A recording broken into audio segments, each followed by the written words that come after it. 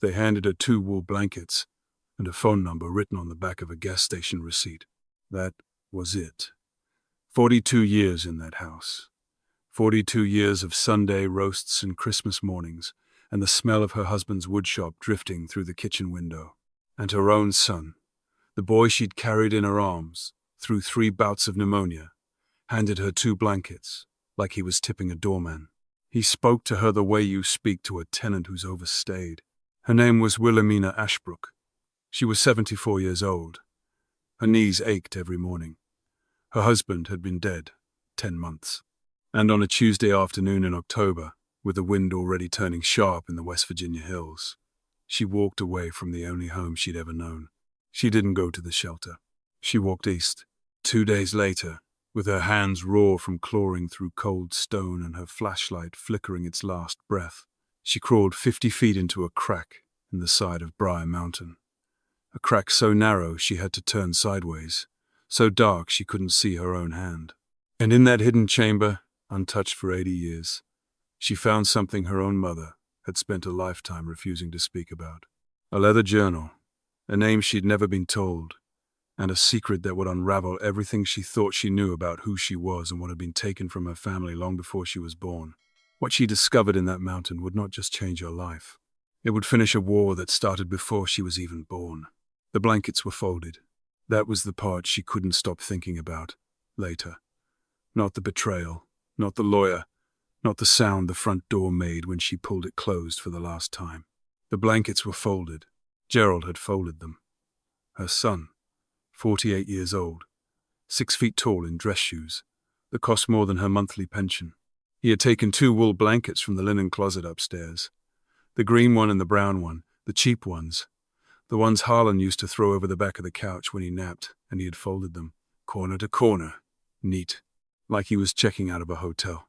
That was when Wilhelmina Ashbrook knew. Not when he'd shown up unannounced in April with a thick manila folder. Not when he'd said the words joint ownership at the kitchen table where she'd fed him oatmeal for 18 years.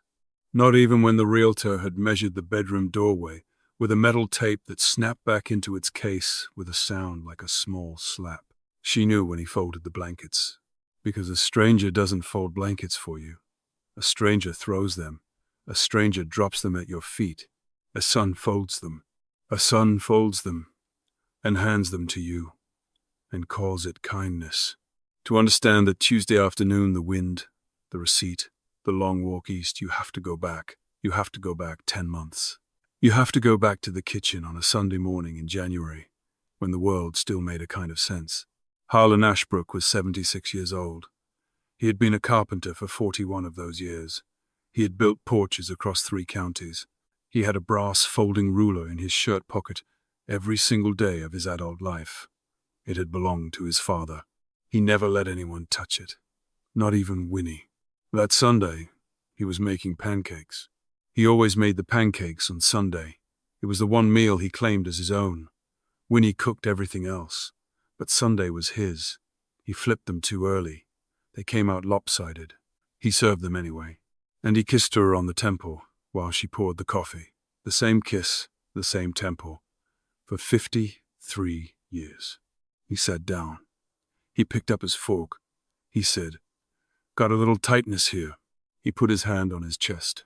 He smiled at her.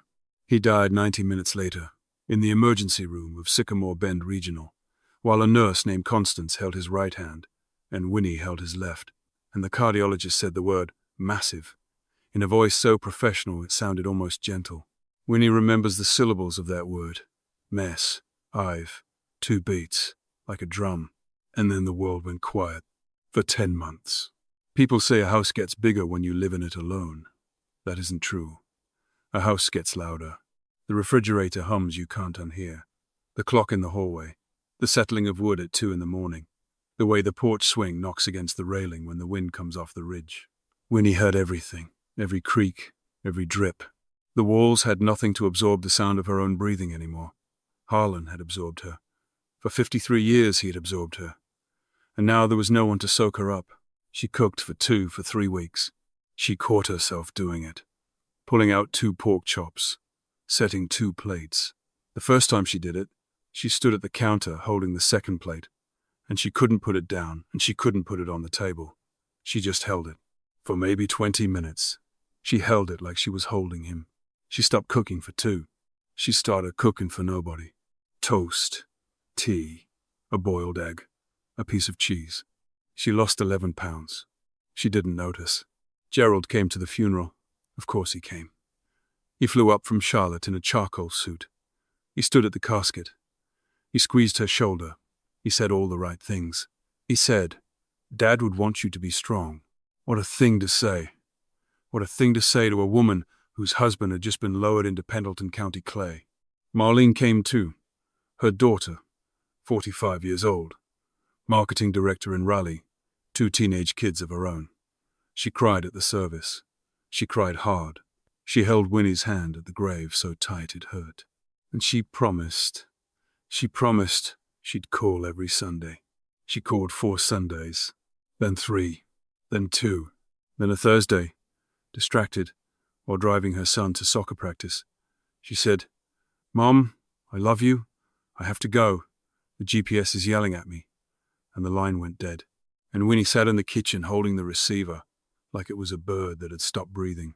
That was the last time Marlene called for 6 weeks. Gerald, though. Gerald came back in April, unannounced. He pulled into the driveway in his leased SUV, the one he couldn't quite afford, the one that sat too high off the ground for the kind of driveway Harlan had poured by hand in 1984. Gerald got out. He had a manila folder under his arm, a thick one, the kind lawyers use. Winnie was on the porch. She was reading the newspaper. She still subscribed to the paper. She liked the rustle of it. Harlan had liked the rustle of it. The mail brought it 3 days late, but she didn't care. She looked up. She saw the folder. Her stomach did a small thing. A flutter. A drop. She didn't know why. Yet, "Mom," Gerald said. He came up the porch steps. He didn't kiss her. He patted her shoulder. He'd become a man who pats. "We need to talk. We need to talk." The 4 worst words in the English language. Winnie folded the newspaper. She folded it slowly, the way Harlan used to, corner to corner. She set it on the side table. She said, "All right." She didn't say, "Hello, son." She didn't say, "I'm so glad you came." She had been alone for 3 months. She had been waiting for him to come. She had been waiting for somebody to come. But she saw the folder, and she felt the flutter, and she said only, "All right." She'd been a 3rd-grade teacher for 32 years. She knew when a child was about to lie to her. She knew when a grown man was about to do the same. They sat at the kitchen table. Gerald put the folder down between them like a chess piece, like an opening move. "Coffee?" Winnie said. "Sure." She poured. He waited. She sat. "Mom, I've been talking to a financial advisor." A financial advisor. Gerald had never in his life mentioned a financial advisor. Gerald had failed math twice in high school. Harlan had paid for the tutor. Harlan had sat with him at this very table, this exact table, and shown him long division on the back of a napkin. But sure, a financial advisor. "Okay," Winnie said. "And we've been looking at the house, at the situation." What situation? She didn't make it a question. She made it a stone. She set it down on the table next to the folder, and she waited. Gerald shifted. He had Harlan's eyes, brown, slightly too far apart. He had her mouth, thin. He had a way of looking at her now that she didn't recognize. It was a salesman's look, a closer's look. She had seen him use it on his sister at Thanksgiving once, and she had not liked it then either. "Mom, the roof is 19 years old. The furnace is ancient. The porch needs. I can fix the porch." "Mom, your father could fix the porch. He'd want to fix it. Dad is gone." She blinked. She put a coffee cup down. She said nothing. Gerald winced. Just a little. Just enough that she saw it. He knew what he had just said. He knew it had landed wrong, but he was too far in to stop now. He was a man with a folder. The folder had momentum. And momentum is its own kind of permission. "Mom, listen. There's a place outside Charlotte. It's beautiful. It's called Magnolia Ridge. They have a chapel. They have a garden. They have a memory care wing if you ever, God forbid. But if you ever... I don't have memory issues, Gerald. I know that. I taught third grade for 32 years. I have a better memory than you do. Mom, I remember what you wore to your kindergarten graduation. I remember the blue tie with the little airplanes. I remember which side of the church you sat on at your sister's wedding. I remember every parent-teacher conference I ever had. She wasn't shouting. She wasn't even angry. She was just listening. She was just laying down facts on the table, the way Harlan used to lay down a level on a beam he was about to nail. Gerald looked at his coffee. He didn't drink it. He opened the folder. Inside the folder was a deed, not the original deed. The original deed was in a fireproof box upstairs, in the closet, behind a stack of quilts Harlan's mother had made before she died. The original deed had Harlan's name on it, and Winnie's name on it. And because in 2005 Harlan had been worried about probate, worried about the cost of a lawyer, worried about all the things careful men of his generation, worried about Gerald's name on it too. They had added him as a joint tenant, with right of survivorship, a handshake, a precaution, in case anything happens. Winnie hadn't thought about it in 21 years. Gerald had. Mom, the way the deed is structured, I know how it's structured. Then you know I have legal authority to. To what? To list it. She did not move. She did not blink. She did not breathe. A small sound came out of her, but it wasn't a word. It was something older than words, something that lived under her ribcage. You want to sell my house? Our house. Legally, you want to sell my house. Mom, where do you imagine I'm going to go? I told you, Magnolia Ridge. I already toured it. The deposit is Gerald. She said his name the way she used to say it when he was 7 and he'd tracked mud across the kitchen. Low, flat, final. He stopped talking. The kitchen went very still. The refrigerator hummed. The clock in the hallway clicked. Somewhere far off, a crow called once and was answered by nothing. Winnie reached across the table. She closed the folder. She slid it back toward him.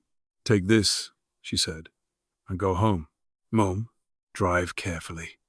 The roads were icy this morning. There's a thermos of coffee in the cabinet. Take it. Bring it back next time. Or don't. You can't just... Get out of my kitchen, Gerald. I love you. Get out of my kitchen.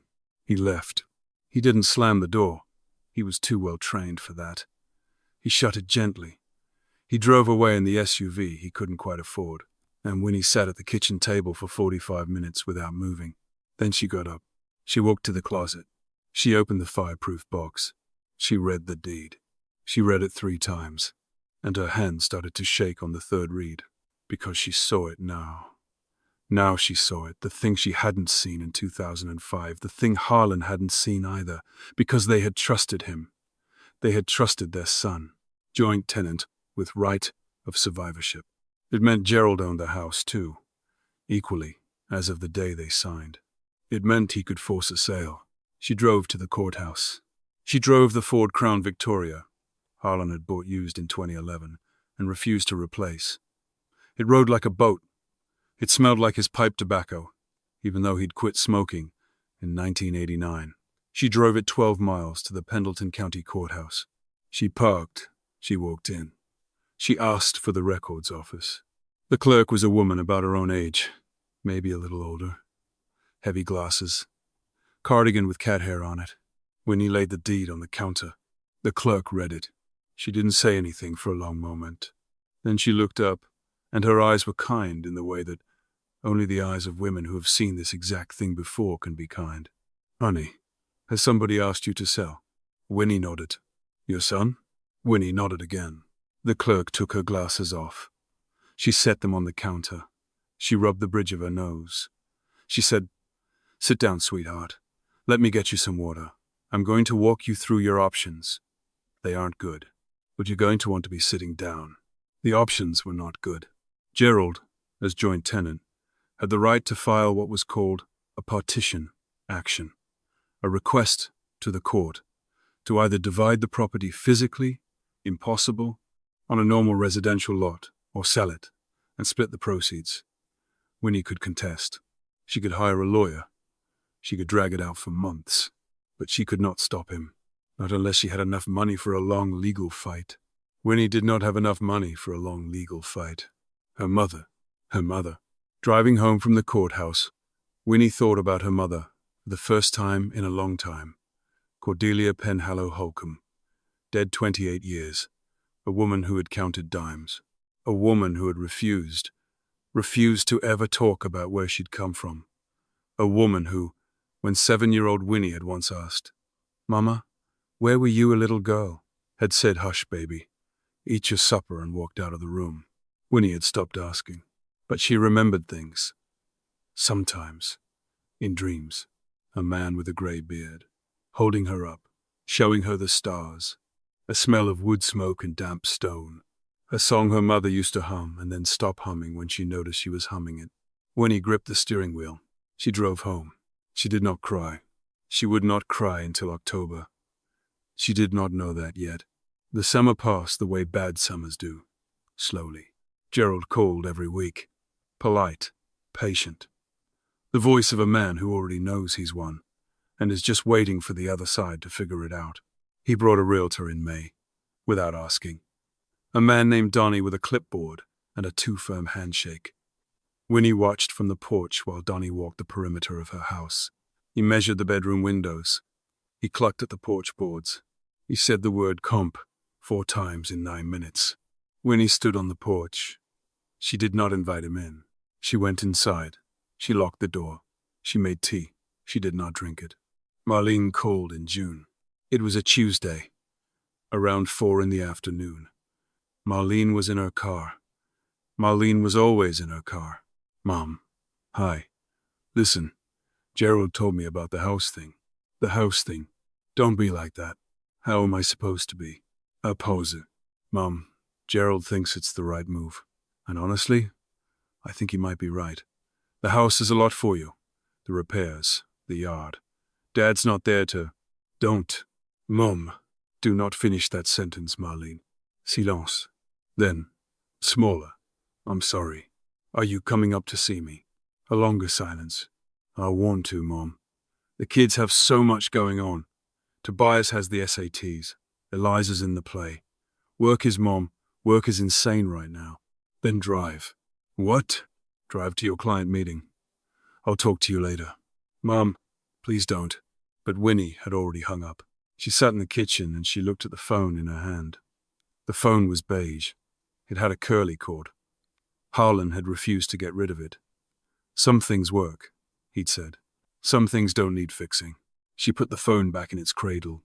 She thought, "I have lost my daughter too. I just didn't know it until today." In August, Gerald came back with an envelope. He didn't make eye contact when he handed it to her. The envelope was thick. It was a contract. It was an offer. A buyer. A developer out of Beckley who wanted to tear the house down and put up a 4-unit short-term rental for hunters and weekend retreats. $241,000. Gerald said, "It's a fair price, Mom." Winnie said, "What is fair about this?" "The market." "What is fair about this, Gerald? Tell me. Use the word fair. Define it." He didn't. He couldn't. He left the envelope on the kitchen table. He left.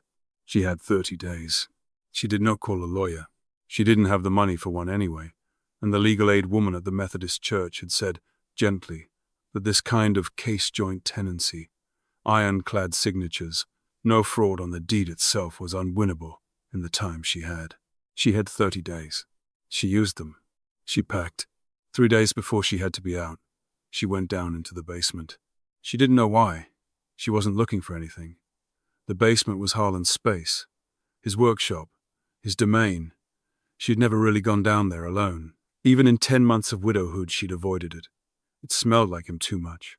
Sawdust and Old Spice and the particular oil he used on his hand planes. She went down because she needed something to do that wasn't crying. She sat on his workbench stool. She put her hand on the workbench. The wood was smooth from 41 years of his palms. She looked around. His tools were still hanging on the pegboard. His apron was on the hook by the stairs. His coffee mug, the cracked one, the one she'd told him to throw away 100 times, was still sitting on the windowsill with an inch of cold coffee in it from October the 3rd. And on the bottom shelf of the workbench, Half hidden behind a coffee can full of finishing nails was a small wooden box.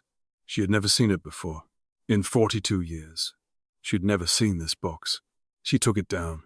It was the size of a hardcover book. Walnut. Dove-tailed corners. The joints were the kind Harlan made when he was making something for himself. Tight, patient, slightly imperfect in a way that meant he hadn't measured twice, he had measured 7 times. There was a brass clasp on the front. It wasn't locked. She opened it. Inside, on top, was a piece of paper folded into thirds. The paper was yellowed at the edges. The fold marks were soft, the way paper goes soft when it has been opened and refolded many times over many years. She unfolded it. The handwriting was her mother's. She would have known that handwriting in the dark. She would have known it underwater. She would have known it on the moon. Cordelia. The letter was dated June the 2nd, 1997, 1 year before her mother died. Harlem, if you are reading this, I am gone, and Winnie has come to a place where she has nowhere left to go. I have prayed she would never need this, but I have lived long enough to know that prayer is not always enough. I never told her about the mountain. I never told her about my mother. I never told her about my father. I never told her what happened the year I turned 30. I could not. Every time I tried, my throat closed and my hands shook, and I told myself there would be another day. There was never another day. Now, there are no more days. Forgive me, Harlan. You have been a good husband to my girl, better than I deserved as a mother-in-law. You loved her the way I should have learned to love her, open, without flinching. Enclosed is a map. It is to a place that was my mother's, and her mother's before her. The land was taken from us, the shelter was not. If Winnie ever needs a place to go, send her there. The journal is still inside. She will understand the rest when she reads it. Tell her I am sorry. Tell her I loved her. Tell her the silence was not because I did not have words. It was because I had too many. Cordelia. Winnie sat on the basement floor. She did not remember sliding down to the floor, but she was on the floor. The letter was in her lap. The wooden box was beside her, and underneath the letter, when she lifted it with trembling fingers, was a map, hand-drawn, on the back of a piece of butcher paper, her mother's handwriting again. A ridgeline, a creek, a faint X, 3 words above the X, written in pencil so soft it had almost faded into the paper. Behind, the rhododendron. She read the letter 4 times.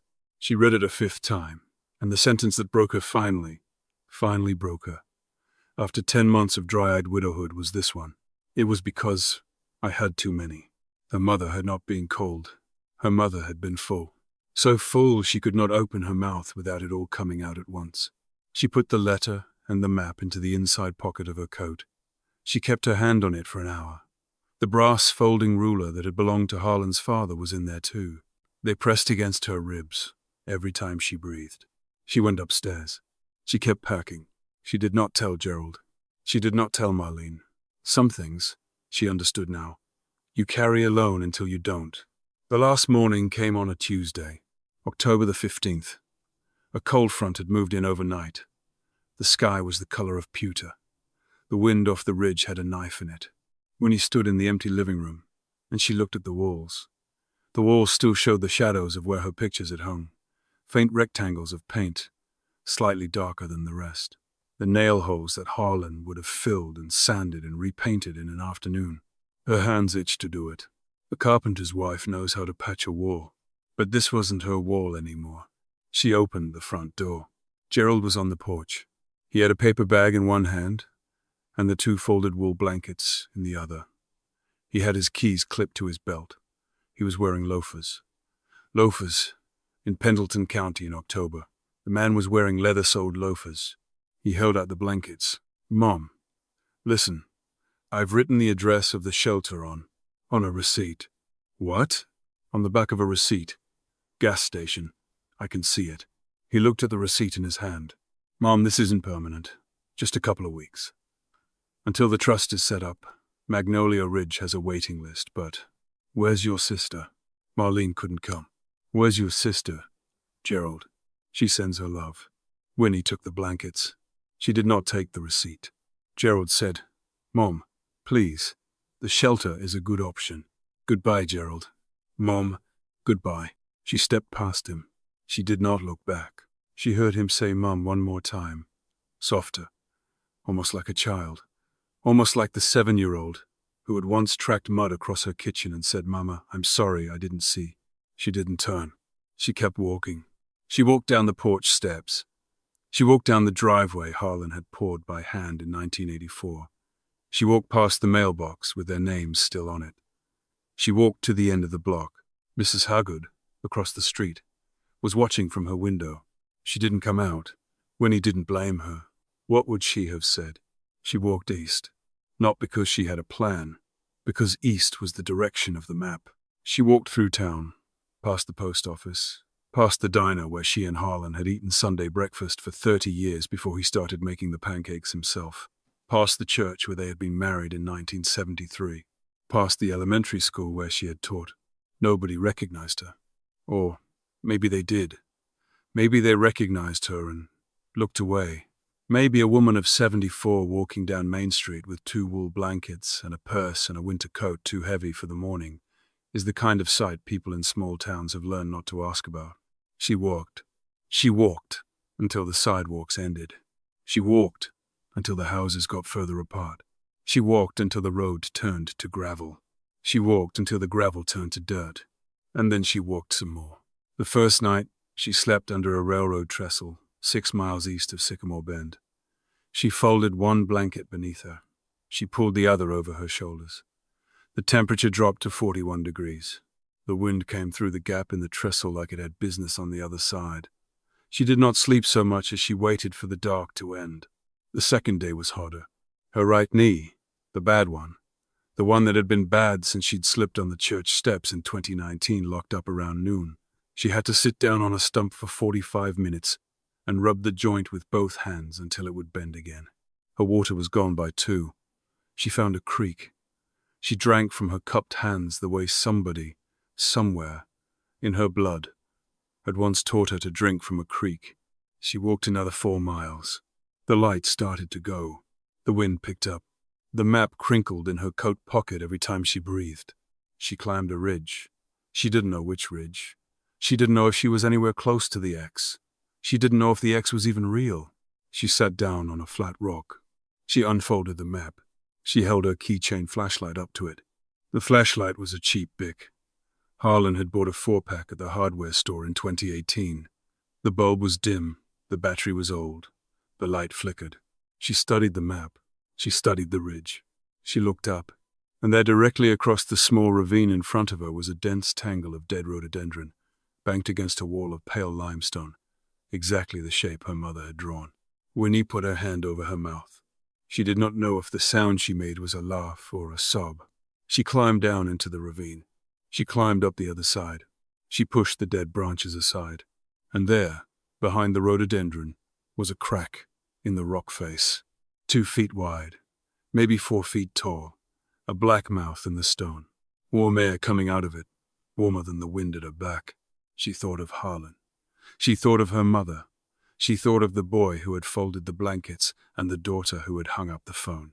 She thought, I am 70, 4 years old. I have lost everything. I am about to crawl into a hole in a mountain in West Virginia in the dark. And then she thought, no, I am not about to lose everything. I am about to find out what I never had. She got down on her hands and knees.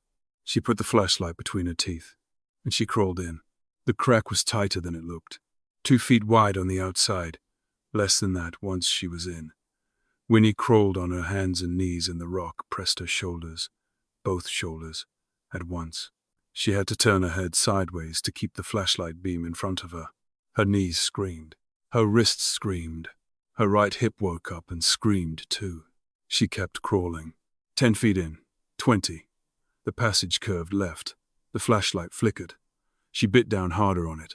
Because if the flashlight went out now, right now, in this tube of stone, with nobody on earth knowing where she was.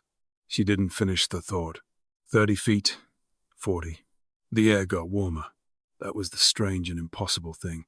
The air got warmer the deeper she went, as if the mountain itself were breathing on her, as if something inside were exhaling. Slow, patient. 80 years of held breath. 50 feet. The passage opened.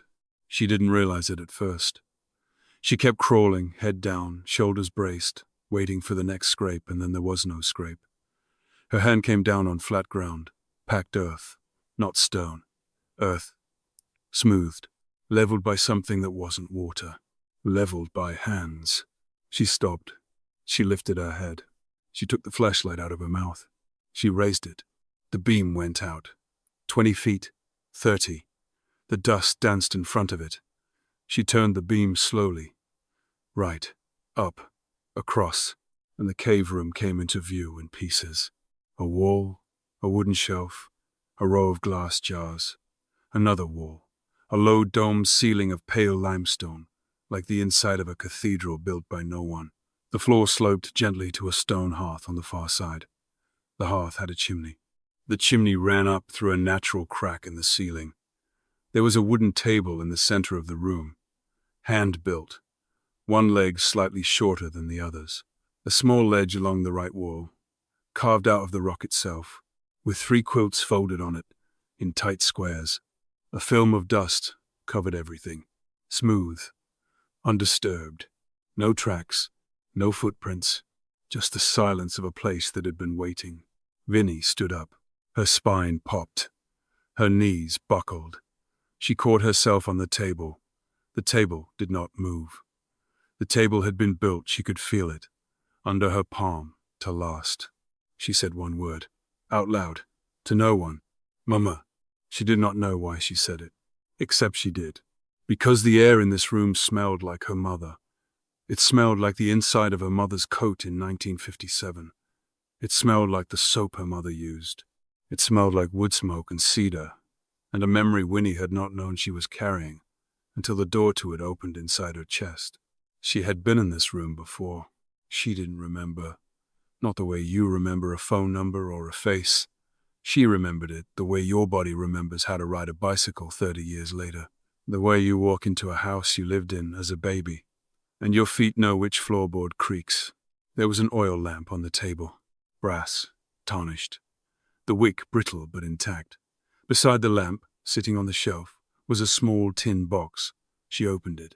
Inside, wrapped in waxed paper that had gone yellow and stiff, matches, whole sticks, dry, sealed. She peeled the paper back. She took one match. She struck it against the side of the tin. It caught on the first try. The wick was reluctant, but Winnie held the flame patiently, and patience she had. And after a moment, the wick took. The flame rose. Steady, yellow. The cave filled with warm amber light. She set the lamp on the table. She looked around, and she saw for the first time the room as it actually was. Not a cave. A home. Somebody had lived here. Somebody had cooked here. Somebody had slept on that ledge under those quilts. Somebody had stacked those jars on those shelves in alphabetical order. She could see the labels now, handwritten on small tags. Beans, corn, apples, turnips, rye. Somebody had sanded the bench she was sitting on. Somebody had carved a small notch in the underside of the table to hold a pencil. Somebody had been here for a long time. And then somebody had left. And nobody had come back. Until tonight. She did not sleep that night. Not really. She unfolded one of the quilts from the ledge, carefully, like she was handling a baby. The fabric was stiff with age, but the stitching held. The pattern was a wedding ring quilt. Concentric, overlapping circles. Reds and blues and a faded gold. She pressed it to her face. It smelled like cedar, like the bottom of her mother's closet. She lit a small fire in the hearth. There was kindling stacked beside it. Dry, ancient. Whoever had left this place had left it ready for the next person. The fire caught. The smoke went up through the chimney crack. The room warmed. She wrapped herself in 2 of the quilts, and she sat with her back against the wall, and she watched the fire. She thought, I am alive. I am inside a mountain. And I have no idea where I am, or whose roof this is, or whether I will die in here this winter. And then she thought, and it doesn't matter, because for the first time in 10 months, I am warm. She woke at dawn. She walked to the shelves. She looked at the jars. She looked at the quilts. She looked at the table. And on the second shelf, pushed back against the rock wall, behind a row of jars labeled corn, she saw something she had missed in the lamplight the night before. A book, leather-bound, thick. The leather cracked at the spine, but the cover still holding. She reached for it carefully. She lifted it down. She held it in both hands. She tilted it toward the lamp. The gold lettering was almost gone. Almost. But she could read it. She could read it the way you read your own name, on a tombstone in a dim cemetery slowly, and with your whole chest. Theodora Penhallow. Etienne Jobai Sishar. Penhallow. Her mother's maiden name had been Penhallow. Cordelia Penhallow. Born in West Virginia. Where exactly, she had never said. To whom, exactly, she had never said. Why, exactly, she had left, she had never said. But Penhallow, Winnie's hand was on the cover. She knew. She did not know how she knew, but she knew. The woman who had built this cave. The woman who had carved the bench, stacked the jars, sanded the table, quilted the wedding ring quilt, sealed the matches in waxed paper. She was Winnie's grandmother. She opened the book. The first entry was dated October the 22nd, 1942. The handwriting was small, careful, rust-colored ink that had once been black. Today Jasper finished the hearth. 3 weeks of carrying stones up the ridge on his back. I told him to rest. He laughed at me. He said a man with a wife like me does not get to rest. He is a fool, and I am a fool, and we are building a fool's project. And yet I have not slept so well in months as I sleep now. Theodora. Winnie read it twice. She read the second entry. The coal company sent a man today. He stood at the foot of our drive with his hat in his hand, and he said they would be filing the papers next month and we should think about reasonable offers. Jasper did not come out of the workshop. I went down the drive myself. I told the man we were not selling. He smiled. He said, "Mrs. Penhallow, no one is asking you to sell. They are telling you what is going to happen. Tea." She turned the page. She read for hours. The story came to her in pieces. The Blackmore Coal and Iron Company, 1941. They had come into Pendleton County buying up mineral rights. The Penhallows had held out. 180 acres on the eastern slope of Briar Mountain, in the family since 1909, a deed clean as a hymn. Blackmore sent lawyers, then surveyors, then men with paper. Theodora Penhallow had a husband named Jasper, a miner, a builder, a man with hands the size of dinner plates. Theodora had a daughter named Cordelia, born March the 12th, 1928. Winnie sat very still. Her mother's birth year. Her mother had been born on this mountain. The journal went on. 1943. The coal company filed. The judge in Beckley ruled for Blackmore. The Penhallows had 30 days to vacate. They did not vacate. They moved into the cave. Theodora had found it 2 summers earlier, picking blackberries on the upper ridge. A crack in the limestone, behind a tangle of rhododendron. She had told Jasper. Jasper had widened the passage in the evenings, after the day shift in the mine, carrying tools up the ridge in a canvas sack. He had built the hearth. He had built the table. He had laid the shelves. In the autumn of 1944, they sealed the last food in jars and they moved in. They were not alone. Other families had been driven out too. The Hardistys, the McAllister widows, a black family named the Tolliver Greens, whose home had been burned in what the sheriff's report called an accident of unknown origin. Theodora wrote each name in her journal, the dates they arrived, the food they ate, the children's heights, marked in pencil on the inside of the cave wall. Winnie looked up, suddenly, and saw the marks, faint pencil lines on the rock 4 feet to her left, names beside each one.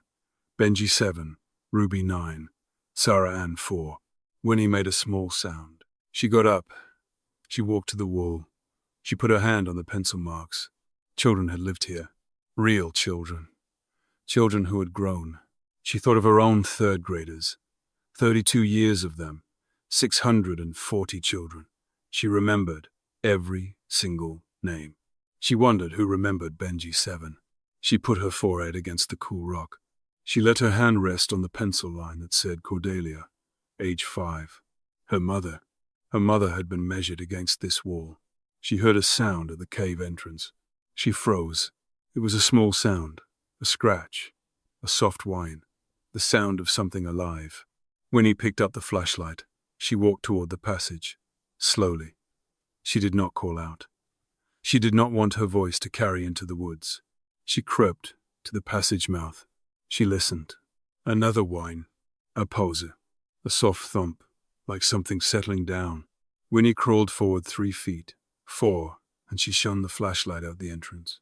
A pair of pale eyes, looking back at her, low to the ground. A doll, a blue heeler, maybe 40 pounds. One ear up, one ear folded at the tip. His ribs showed through a coat, matted with burrs. He was sitting just outside the rhododendron, 2 feet from the cave mouth, watching her with an expression that was neither friendly nor unfriendly. He did not move. Winnie did not move. For a long moment they considered each other. Then Winnie said very softly, "Well." The dog tilted his head. She crawled back into the cave. She came back out. She had a handful of dried beans from one of the jars. She set them on a flat rock outside the entrance. She backed away. The dog watched her. He did not approach. Winnie went back inside. When she came out an hour later, the beans were gone, and the dog was lying down on the spot where the beans had been. He looked up at her. He thumped his tail. Once. Just once. "All right," Winnie said. She named him Smokey the next morning, after the grey cat she'd had at the age of 7, the one her mother had made her leave behind when they moved away from the town she had not been allowed to remember. By the end of the first week, 2 things had happened. The first was that she had not died. This was not nothing. She woke up each morning and her body was sore, but it was working. Her knee hurt, but it bent. Her hip clicked, but it carried her. She drank from the slow trickle of water that came through a crack at the back of the cave. She ate beans and dried corn. She rationed. She slept on the ledge under the quilts, and Smokey slept at her feet, and the warmth of his body was the warmth she had not known she was missing. The second was that the journal was changing her. She read it in the mornings, by lamplight, a few pages each day. She made herself stop. She made herself ration the pages.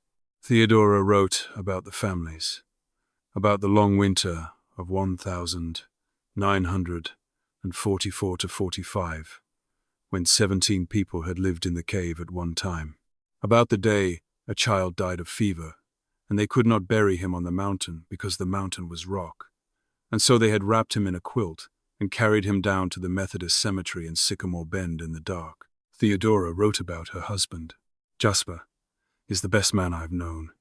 He does not talk like the men in church. He works. He builds. He loves his daughter so completely it embarrasses both of them. He carried Cordelia on his shoulders today, all the way up the ridge and back. She told him he is her horse. He told her she is his queen. T." Winnie read that entry 3 times. She thought about her own father, the one she had never known, and she wondered for the first time in her life if perhaps he had not abandoned them, as Cordelia had always implied without ever quite saying. Perhaps he had simply not been the story. Perhaps Cordelia and Jasper and Theodora and Cordelia had always been the only story Cordelia had ever wanted to tell. Winnie closed the journal. She held it against her chest. She said out loud in the cave, "Mama, I see you now." It was a Thursday, maybe Friday. Winnie had lost track of the days. She was sitting on a flat stone outside the cave entrance in the late afternoon sun, mending a tear in her coat with a needle and thread she had found in a small sewing tin on Theodora's shelf. The needle was old. The thread was older. The light was good. Smokey was beside her. He lifted his head suddenly. He did not growl. He simply went still.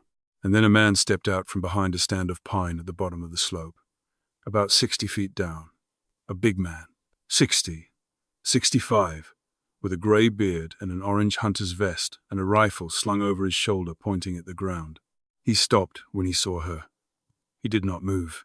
She did not move. The man took his cap off. He held it in both hands. Ma'am, he called up, carefully. I don't mean to startle you. I was tracking a deer. I smelled smoke. I followed the smoke. I was not expecting to find a lady. Are you all right, ma'am? Winnie stood up.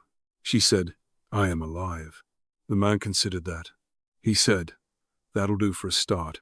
He set his rifle on the ground. He walked up the slope, slowly, hands visible. He stopped 10 feet from her. He said, my name is Burdette Mosley. People call me Bert. I live 3 miles south, in a cabin my father built. I have a wife named Lorena. I have not had bad intentions toward another human being since 1973. Winnie almost smiled. Almost. She said, Wilhelmina Ashbrook. People call me Winnie. Ma'am, said Bert. Mr. Mosley. Winnie. What? He looked at the cave entrance. He looked at the rhododendron. He looked at Smokey. Bert said, is that your dog? He's borrowing me. I'm borrowing him. Fair. He took off his vest. He folded it over his arm. He sat down on a stump about 6 feet away. He said, Ma'am, Winnie, I'm going to say something, and you can tell me if it's wrong. Winnie waited. Bert said, my mother used to tell a story when I was a boy, about a woman who lived in this mountain, long time ago, before I was born. She used to take in people who'd lost their homes to the Blackmore Company. She kept them warm. She kept them fed. My mother's family stayed with her one winter, 1956. My mother was 7. He paused. He looked at the cave entrance. He said, I always thought it was a story, like Santa Claus. I never thought it was a place a person could actually find. Winnie's eyes filled. She did not let them spill. She said, her name was Theodora Penhallow. Bert took a long breath. He said, very quietly, my mother is 91 years old. She is in a nursing home in Marlinton. She still says her prayers for that woman every night before she sleeps. Winnie put her hand over her mouth. Bert said, Ma'am, whose granddaughter are you? And Winnie Ashbrook said, hers. Bert did not say anything for a long time. He looked at the ground. He looked at the trees. He looked at her. He stood up. He put his vest back on. He picked up his rifle. He shouldered it. He said, I'll be back tomorrow morning, with my truck, with my wife, with food, with firewood, with a kerosene heater I don't use anymore. You will not say no to me, Winnie Ashbrook. Winnie said nothing. Bert said, your grandmother kept my mother alive when she was 7 years old. You will not say no to me. A long beat. Vinnie nodded. Just once. Bert nodded back. He turned to go. He stopped halfway down the slope. He turned back. He said, Ma'am, one more thing. There are people in Sycamore Bend who still remember. Not the cave. Nobody knows about the cave. But they remember the woman. I'm going to tell some of them. Just a few. The ones I trust. Is that all right? Winnie thought about it. She thought about Gerald. She thought about the receipt. She said, Bert, tell whoever you like. I have been kept secret for 68 years. I am done being a secret. Bert Mosley took his hat off. He held it in both hands. He said, yes, ma'am. He walked down the mountain. Smokey watched him go. And Winnie sat down on the stump Bert had vacated. And she put her face in her hands. And for the second time in 3 days, Wilhelmina Ashbrook cried. Not from grief. Not from fear. She cried because someone had used the words your grandmother about her, out loud, in the open air, on the side of a West Virginia mountain, for the first time in her 74 years on this earth. She had a grandmother. By the end of the 3rd week, the journal had told Winnie what she needed to know next. It was an evening in early November. The temperature outside had dropped to 36 degrees. The kerosene heater hummed. Smokey was asleep on the ledge. Winnie was reading by lamplight. Theodora's handwriting had begun to change. It was 1958. The entries were sparser. Jasper had been coughing for 2 years. The mine had given him a lung that no longer pulled enough air. He could not climb the ridge anymore. Cordelia was 30. Cordelia had married a man named Holcomb in 1950. They had moved into a small house at the foot of the mountain. They had a daughter. A daughter. Winnie's heart caught. Theodora wrote, Wilhelmina is 6 years old today. We had her birthday at the farmhouse. She wanted to come up the mountain to see the cave, but Cordelia said no. Cordelia does not like the cave. She will not say so, but I see it. Cordelia has not been the same since she was old enough to understand what was taken from us. She wants out of these hills. I do not blame her.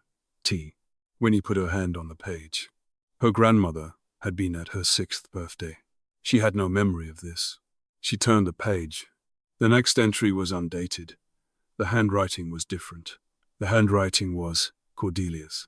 My mother is sleeping. I have taken her journal. I am writing this because I need to write it somewhere, and there is no other paper in this cave. Tomorrow I am taking Winnie down the mountain. We are not coming back. My father is dead. He was killed 3 days ago in the entrance of this cave. The men from Blackmore set the brush on fire to drive us out. My father went in to bring out the Hardesty children. He brought them out. He went back in for the lamp. He did not come out the second time. He died of the smoke. He was 55 years old. My mother does not blame me for leaving. I am leaving because Winnie is 6 years old, and she is the age I was when I first started having dreams about this mountain that did not let me sleep. I am leaving because my father is dead, and I cannot look at this cave without seeing him in the smoke. I am leaving because I have to. My mother will stay. She will stay until she dies. I will not write to her. I will not speak of her. I will tell my daughter nothing, because if I begin to tell her, I will not stop, and I will drown her in everything I cannot say. Forgive me, mother. Forgive me, daughter. Forgive me, mountain. Cordelia. Winnie closed the journal. She did not cry. She had cried already. She walked to the wall where the pencil marks were.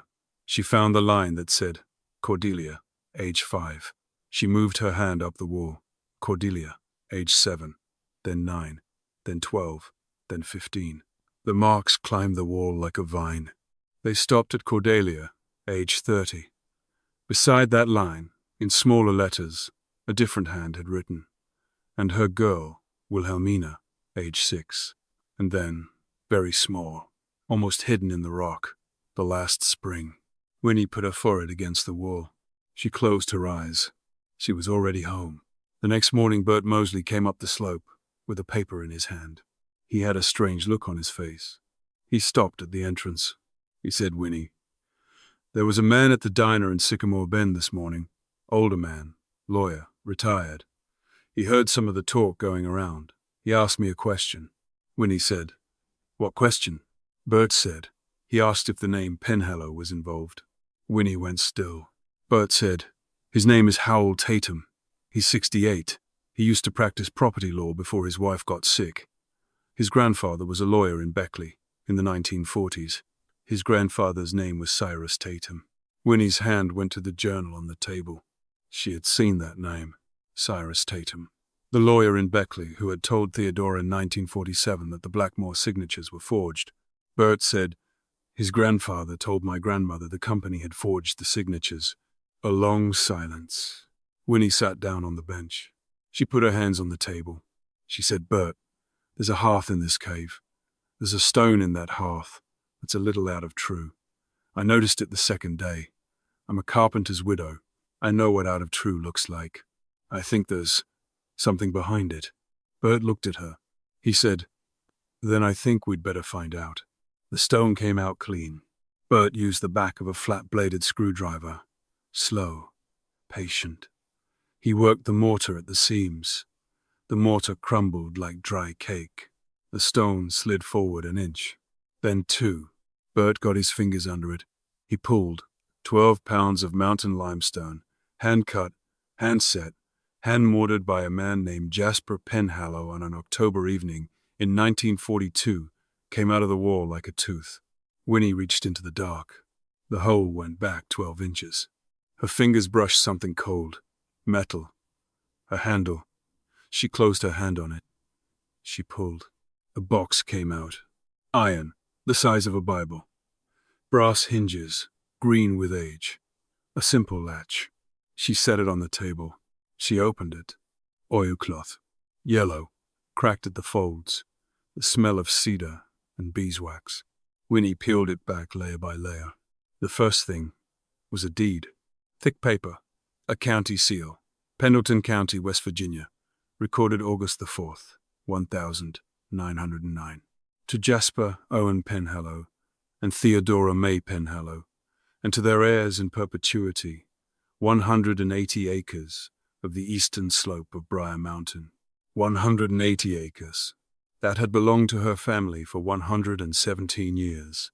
The second paper, the transfer of ownership, dated September the 11th, 1944, from Jasper and Theodora Penhallow to the Blackmore Coal and Iron Company, for the consideration of $1.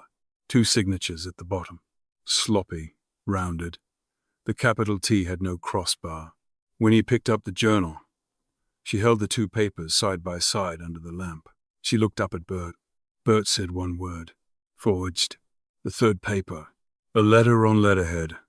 Cyrus W. Tatum, Attorney at Law, Beckley, West Virginia. Dated March the 18th, 1947. Dear Mrs. Penhallow, the signatures attributed to you and your husband on the transfer of September 1944 are not authentic. The transfer is, in plain English, a forgery. The day may come when a descendant of yours is in a position to do what you and I cannot do now. If that day comes, this letter, the original deed, and the forged transfer will be sufficient evidence to undo what has been done to your family. Cyrus W. Tatum. The fourth paper. Last Will and Testament of Theodora May Penhallow. December 2nd, 1968. I leave everything I own to the blood that finds me. I do not name an heir, because the heir I would name has chosen not to be named. So I leave it to whoever comes, whoever needs it most. Theodora M. Penhallow. Below the signature were 2 witness signatures. The first read Burdett Mosley, Sr. When he looked up, Bert was looking at the will. His face did not move. He said, very quietly, "My father witnessed this." He said, "My father witnessed this and never told me." He took his hat off. He set it on the table next to the will. He sat that way for a long time. When he took his hands down, his eyes were wet. He said, "Ma'am, we need to call my friend Howell tomorrow morning." Winnie said, "Yes." Bert said, "We are going to get your mountain back." Winnie said, "It's not mine." Bert said, "Ma'am." Winnie said, "It's hers. I'm just bringing it home." Howell Tatum was 68 years old. He met them on a Thursday morning at his kitchen table in a small brick house at the edge of Sycamore Bend. He wore reading glasses on a chain around his neck. He had thinning gray hair and the careful hands of a man who had spent 40 years pushing paper. He took the iron box from Bert. He set it on the table. He did not open it right away. He said, "Mrs. Ashbrook, Bert has told me a little.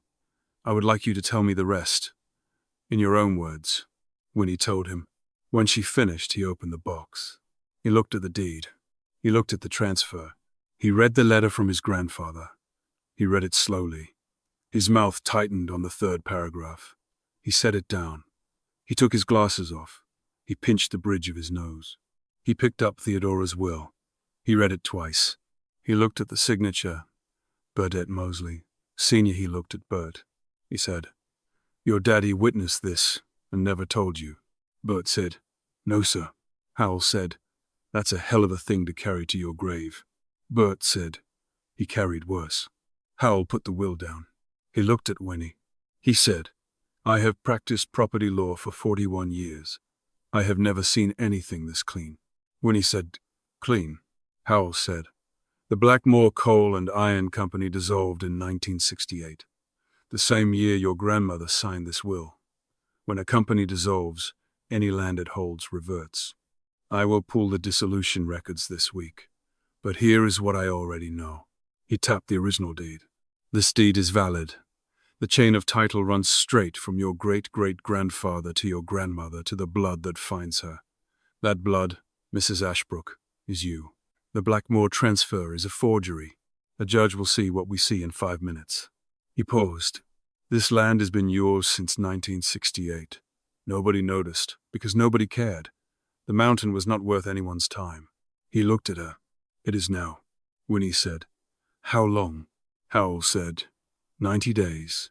maybe less. Winnie pressed both hands flat against the table. She said, "Mr. Tatum, I cannot afford." Howell raised a hand.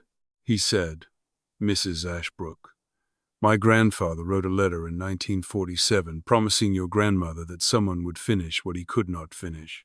40 years later, my grandfather died, believing he had failed her. I will not bill you $1.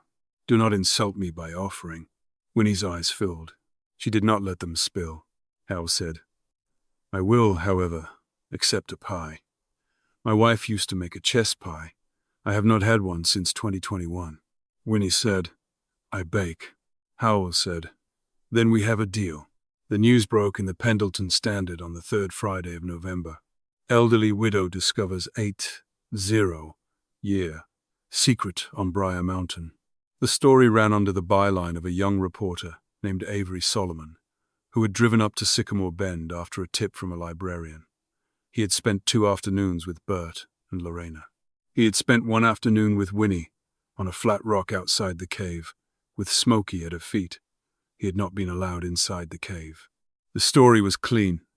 It told what could be told: the Penhallow land, the forged signatures, the cave that had sheltered families during the Blackmore years, the journal, the discovery. It did not tell about Gerald. Winnie had asked Avery not to. The story ran on a Friday. It was picked up by a regional wire on Monday. By Wednesday, a producer from Pittsburgh had called twice.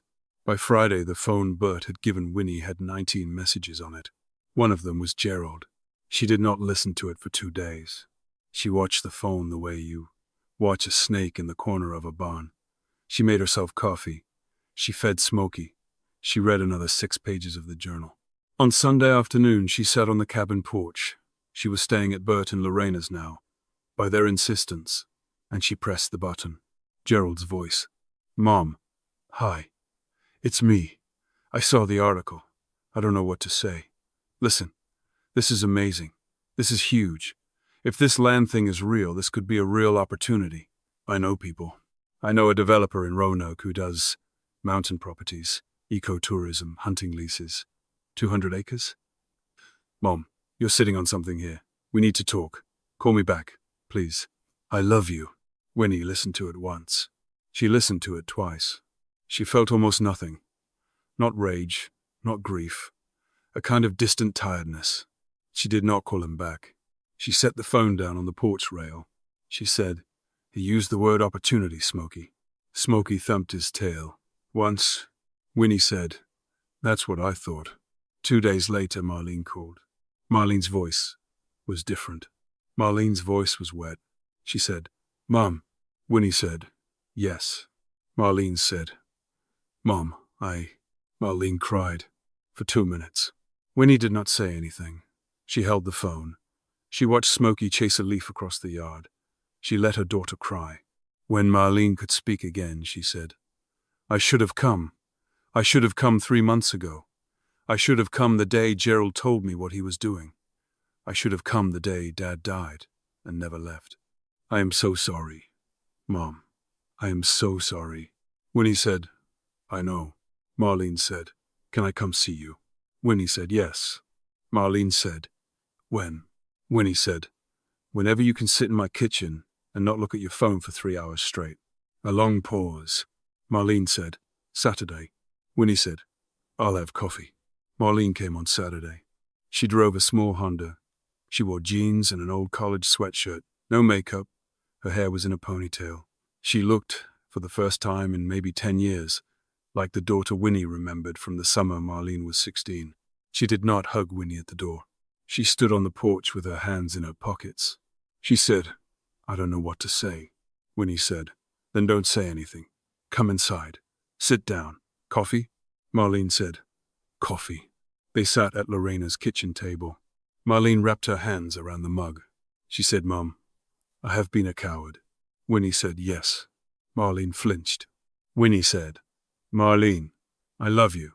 I am not going to lie to you to make you feel better. You have been a coward. So have I. The question is whether you stop being one." Marlene said, "I'm trying." Winnie said, "I know." A long beat. Marlene said, "I want to see the cave." Winnie took her up the next morning. She had not let anyone but Bert go into the cave. Not the reporter, not even Hal Tatum. Marlene was different.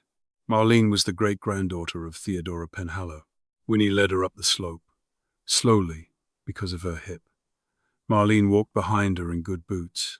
Bert had loaned her. The rhododendron at the cave mouth was the same dead tangle. Winnie said, "Get on your knees." Marlene got on her knees. Winnie said, "It's tight. 50 feet. You won't get stuck. I made it through and I'm 74 and I have arthritis." Marlene laughed. A choked little laugh. She said, "Mom, you make everything sound easy." Winnie said, "It wasn't." She handed Marlene the flashlight.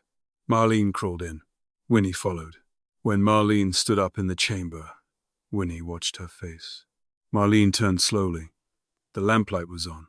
The quilts on the ledge, the shelves of jars, the pencil marks on the wall, the table, the hearth. Marlene put her hand over her mouth. She said, "Mom." Winnie said, "I know." Marlene walked to the wall. She found the pencil marks. She traced her finger down the line of Cordelia. She stopped at, and her girl, Wilhelmina, age 6. She said, "Mom, you were here. You were here when you were 6. Winnie said, "I don't remember. Not the way you'd think. But I remember the smell. I remember a man with a beard holding me up. I remember the dark." Marlene said, "Grandma carried you down this mountain." Winnie said, "Yes." Marlene said, "Grandma never told you." Winnie said, "Because her father had just died in this cave. Because she could not look at this place without seeing him.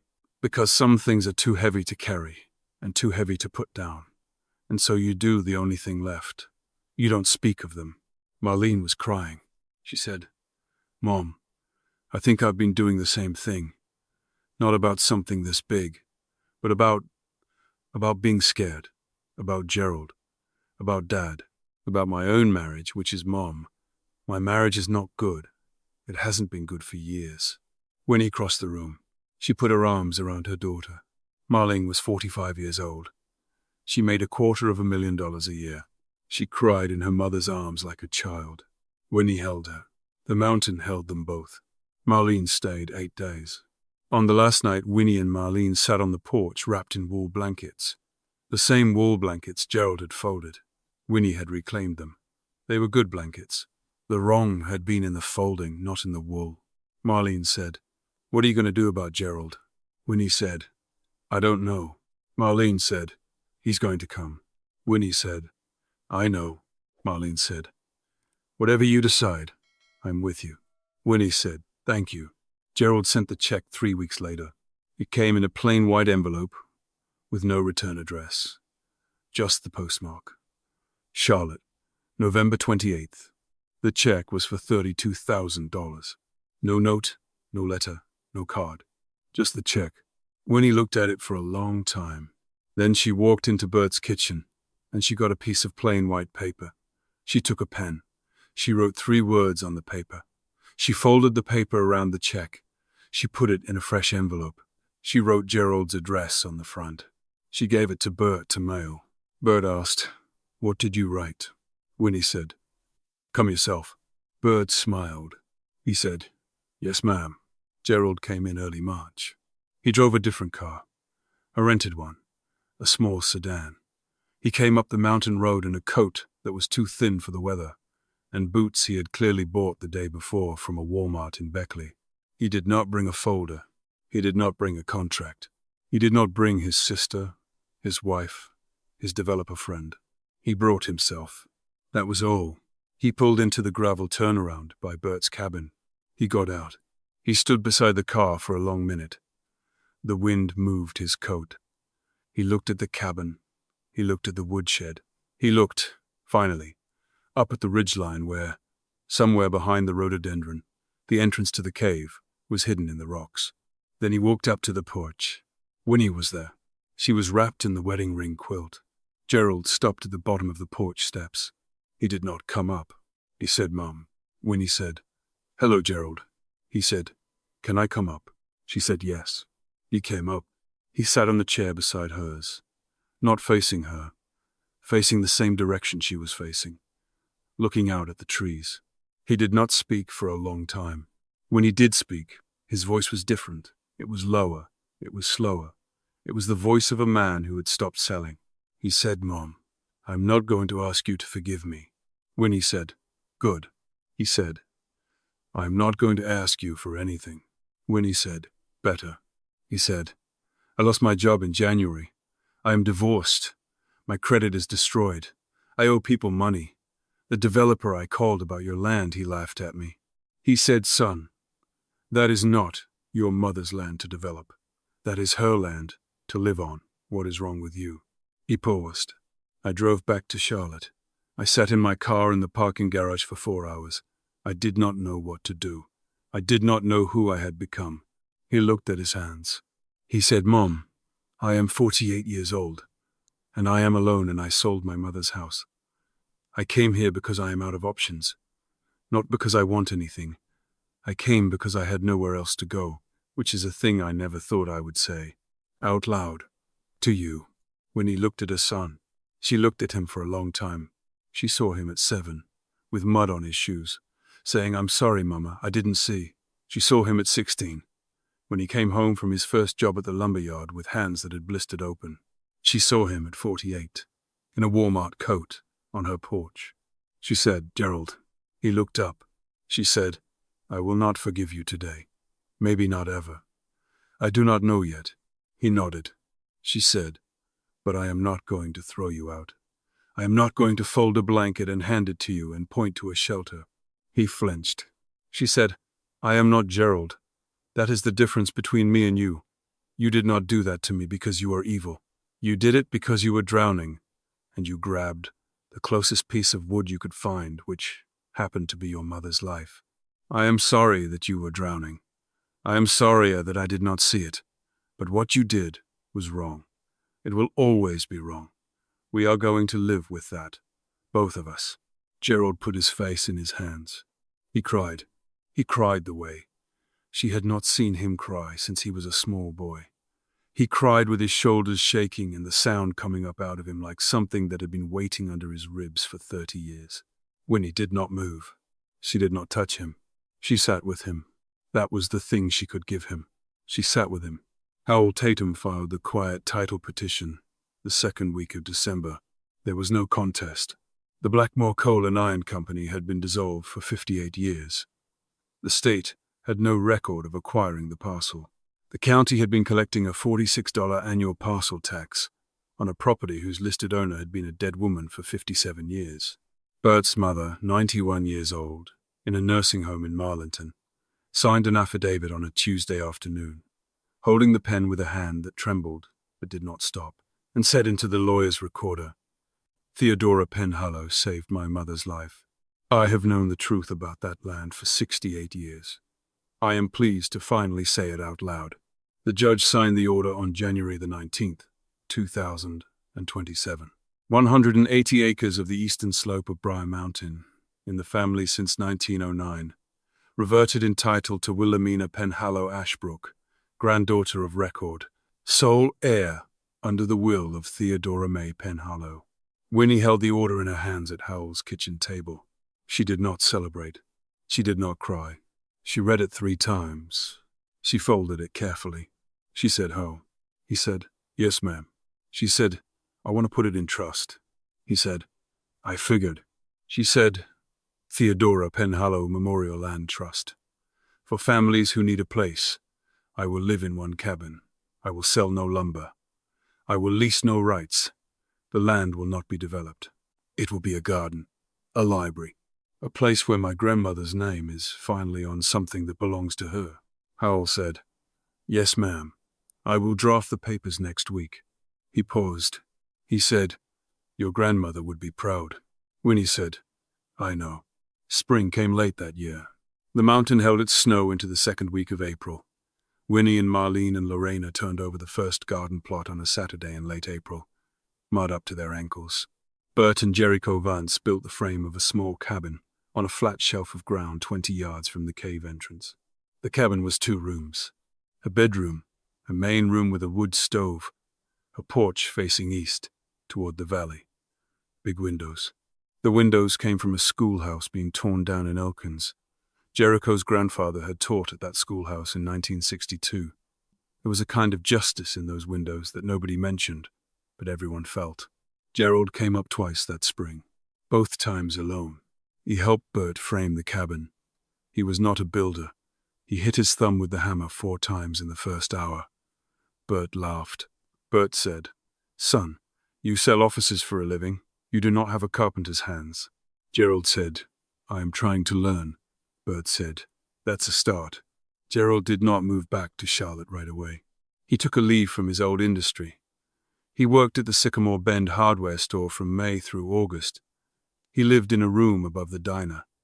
He had dinner with his mother every Sunday. He did not bring it up. He did not push. He did not ask for forgiveness. He just came. Every Sunday. On the second Sunday, in July, the cabin was finished. Lorena had made supper for 30 people. They set up tables on the new porch and out into the yard. There was bread and cornbread and a pot of beans cooked by Etta Pellegrini that had simmered for 9 hours. There was a chess pie Winnie had baked for Howell Tatum from a recipe in the back of her mother's Bible, a recipe written in Cordelia's hand, in pencil so soft, Winnie had almost not seen it. Marlene had brought her children. Tobias was 16, and quiet and curious. Eliza was 13, and could not stop asking questions. Eliza had crawled into the cave that morning Winnie had let her, and had stood in front of the pencil marks on the wall for 10 silent minutes before she had pointed at Cordelia, age 5, and whispered, "That's my great-grandma." And Winnie had said yes. And Eliza had said, "I want to write my name on this wall someday." And Winnie had said, "Not today, sweetheart, but someday, when you need to." Gerald had brought a woman from the diner where he was renting his room. Her name was Margot. She was a bookkeeper. She had 2 grown daughters of her own. She was the kind of woman who looked at you when you spoke. Winnie watched her at supper. Margot laughed at the right things. She refilled Lorena's water glass without being asked. She asked Eliza about school in a way that made Eliza glow. Winnie thought, "Who will see?" But she thought it kindly. When the supper plates had been cleared and the sun was going down behind the western ridge, Winnie went into the cabin. She came back out with the journal. She did not say anything. She just walked to the porch rail, and she opened the book to the very last page Theodora had written, the page she had been saving, the page she had read 3 times in the cave alone and never spoken aloud. Now she spoke it aloud. She read in the voice she had used for 32 years of third graders, slow and clear, with the kind of cadence a teacher uses when she wants the words to land. "This place is not mine. It belongs to whoever needs it most. I built it because someone before me built a place for me when I needed it, and because the world will always turn people out, and as long as it does, there must be people who turn them back in. I do not know who will find this. I hope someone does. I hope you do, whoever you are. I hope you find this, and I hope you understand that you have not stumbled. You have arrived. You are not lost. You are home. Welcome, daughter. Welcome, granddaughter. Welcome, child of my blood and my hands. The mountain has been waiting. Sit down. Stay a while. There is room." Winnie closed the book. The porch was very quiet. Lorena was crying. Etta was crying. Eliza was holding her mother's hand and was not crying, but her eyes were huge. Gerald was looking at his shoes. Marlene was looking at Winnie. Bert cleared his throat. He said, "Ma'am, that'll do." Winnie smiled.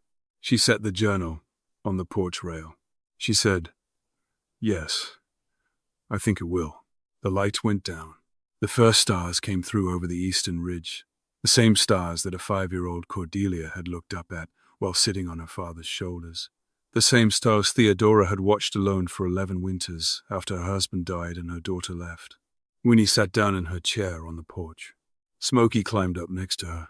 She put her hand on his back. She thought about Harlan. She thought, "You would have loved this. You would have built this porch yourself. You would have spent a month making the joinery just so. Thank you for keeping my mother's secret until I was ready. Thank you for the box in the basement. I miss you. I will always miss you. And I am also, somehow, all right."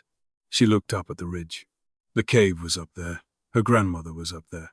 Not as a ghost, as a fact, in every pencil mark on the wall, in every dovetail in the table, in every quilt on the ledge, in every word in the journal that was now closed on Winnie's porch rail, because she had finally read it all.